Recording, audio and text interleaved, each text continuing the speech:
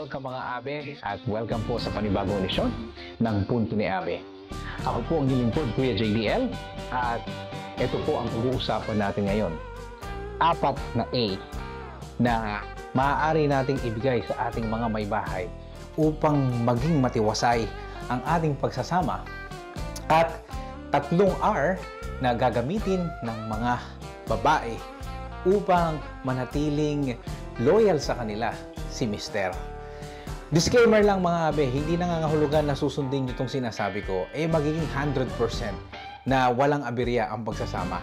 Siyempre mga abe, wala namang perpektong pagsasama. Ito lang baka maaaring makatulong sa mga bagay na hindi nyo pagkakaunawaan kayo ni Mister at ni Mrs. O, umpisahan na natin. So, una muna tayo doon sa 4 na A. Ang unang A na sinasabi ko mga abe ay atensyon.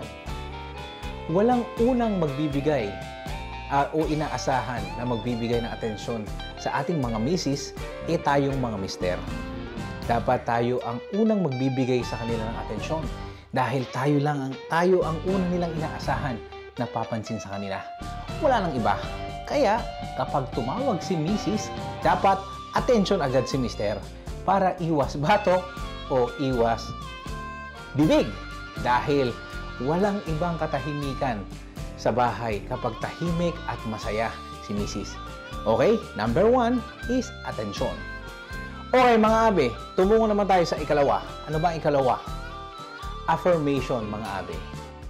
Dapat paninindigan natin si Mrs. Dahil tayo ang haligi ng tahanan, tayo ang nagpapasan ng tahanan at tayo ang padre de pamilya. Kaya kinakailangan paninindigan natin si Mrs. 10 ng ating mga anak dahil tayo ang kanilang inaasahan sa mga oras ng pangangailangan at pati na rin pagsubok sa pamilya. Okay? Number 2, again, affirmation o paninindigan. Ikatlo mga abe, at ito ay isa sa mga importante at dapat ginagawa talaga natin. Okay? Admiration. Admiring your wife. Dapat mga abe, tayo yung unang nakaka-appreciate sa ating asawa. Di ba? Mahal, ang ganda-ganda mo naman. Bango ng asawa ko Galing talaga ng misis ko. Yung mga papuring ganyan, nagbibigay ng sigla at musika sa pandinig ng ating mga misis. Dapat mga abe, tayo talaga ang number 1 admirer and the only one admirer ni misis. Okay? Di ba? So, pangatlo, admiration o admiring your wife. At ito mga abe, no? Ito na siguro ay maraming a-agree sa aking mga misis dito. O, kakampi ko sila dito, no? Sana si Mrs. JDL din. Kumampi sa akin.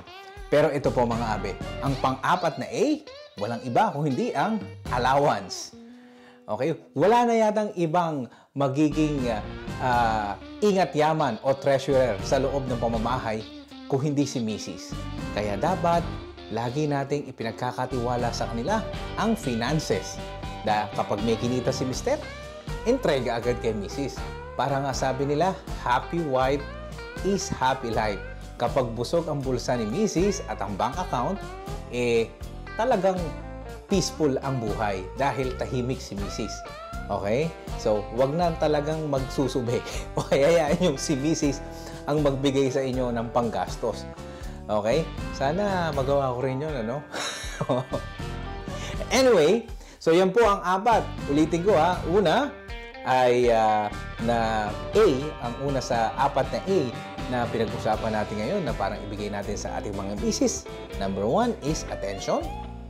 Pangalawa is affirmation. Pangatlo is admiration. Ang ika-4, okay, yun, ay allowance.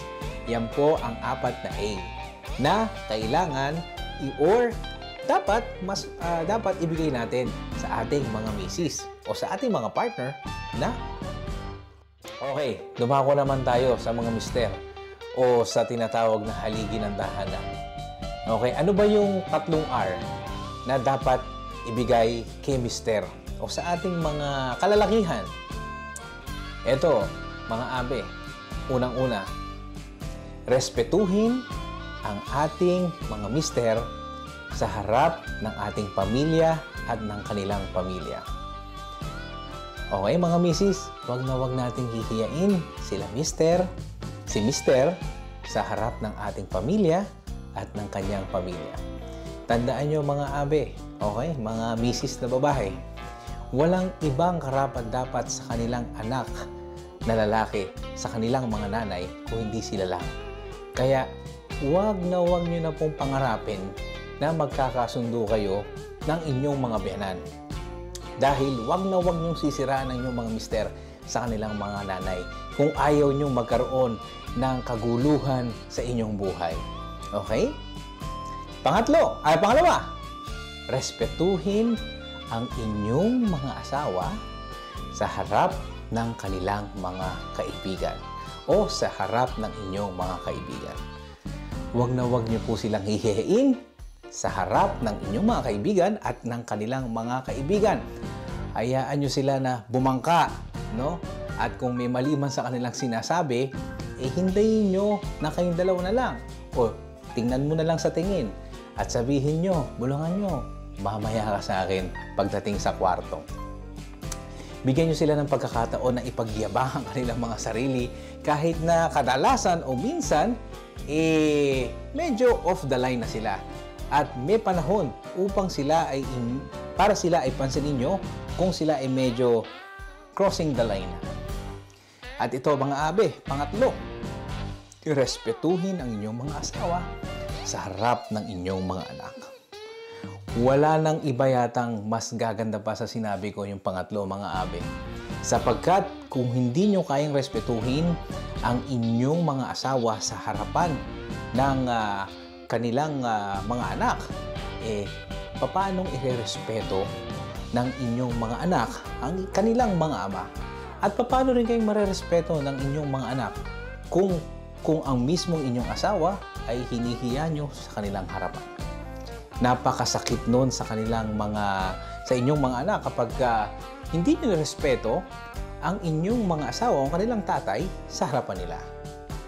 Kaya mga abe, unang-una, ulitin natin, respetuhin ang ating mga asawa sa harap ng ating pamilya at ng kanilang pamilya. Respetuhin ang ating mga asawa sa harap ng kanilang mga kaibigan at inyong kaibigan. Pangatlo, respetuhin ang inyong mga asawa sa harapan ng kanilang mga anak.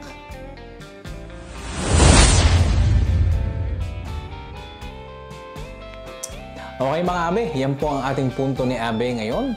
At sana po kahit papaano may tumatak sa ating kukote.